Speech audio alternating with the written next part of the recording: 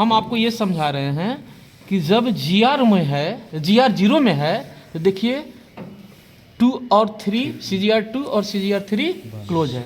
हम धीरे धीरे नॉच को बढ़ा करके ये देखेंगे कि किस तरह से ट्रांजिशन के समय आधा नॉच में केवल CGR 2 ही क्लोज रह जाएगा। ठीक है, चलिए चलिए धीरे धीरे घुमाइए तो देखिए देखिए, एकदम धीरे धीरे घुमाइए। अब बोलेंगे तो रुक जाइएगा। अब हाँ रुक जाइए। देखिए अभी यहाँ पर 2 क्लोज, हाँ देखिए 2 क्लोज है ना। इसका मतलब है कि ये जो आधा नॉच आया अभी ट्रांजिशन के समय में, इस समय RGR सर्विस में आ गया।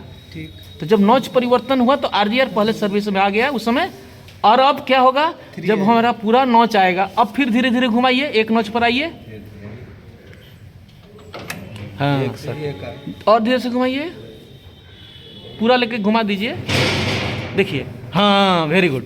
अभी क्या हुआ देखिए, जब 1 क्लोज हो गया तो ये 2 भी ओपन हो गया, ऑलरेडी 3 से ओपन है। तो एक नॉच पर CGR 1 ही क्लोज रहेगा। और मैं आपको बोला था इसीलिए कि देखिए इस समय 2 क्लोज नहीं है, तो कोई चांस ही नहीं है कि RGR से सप्लाई चला जाए किसी कारण से, तो ये सेफ हो गया।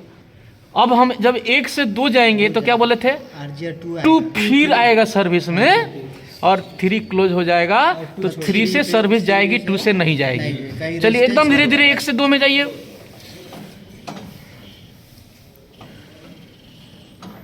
हाँ धीरे धीरे, एकदम धीरे धीरे, एकदम धीरे धीरे पूरा कर दिया ना, ना तीसरा भी बैठा है। एकदम धीरे धीरे घुमाइए। पहला खुला भी नहीं। हाँ रुक जाइए। अभी आप देखिए पहला खुला, कि पहला खुल गया। तो जब हम 1 से 2 में जा रहे हैं तो यहाँ भी देखिए CGR 2 क्लोज रह गया, 3 अभी भी ओपन है। तो सप्लाई किसके थ्रू जाएगी, 2 के थ्रू, 2 के थ्रू जा रही है ना। अब हम पूरा लेके चले जाइए 2 पर, पूरा 2 पर। हाँ अब देखिए 2 पर जब पूरा चला गया तो 2 और 3 क्लोज हो गया। लेकिन चूंकि जो CGR 2 से RGR सर्विस में है, रेजिस्टेंस सर्विस में है, इसलिए सप्लाई किसके थ्रू जाती रहेगी, 3 के। लेकिन एक्सीडेंटली कभी हो सकता है कि CGR 3 का कॉन्टेक्ट में कहीं प्रॉब्लम आ गया या फ्लश हो गया तो सप्लाई 2 से जाने लगेगी, RGR मेरा गर्म हो जाएगा। ठीक है ना। अब जब हम नॉच घटाते हैं 2 से 1 पर जब आते हैं तो देखिए आप धीरे धीरे भाई 2 से 1 की ओर लाइए, जिस तरह से धीरे धीरे ले गए थे।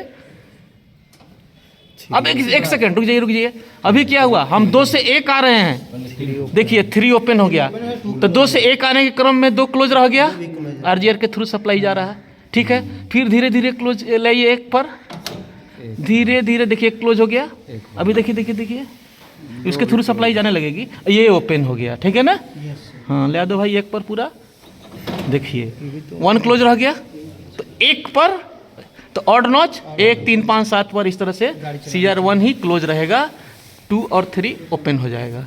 ठीक है। अभी हम 1 से 0 लाएंगे तो फिर हमारा 2 3, 1 से 0 में भी तो आधा आ रहा है ना।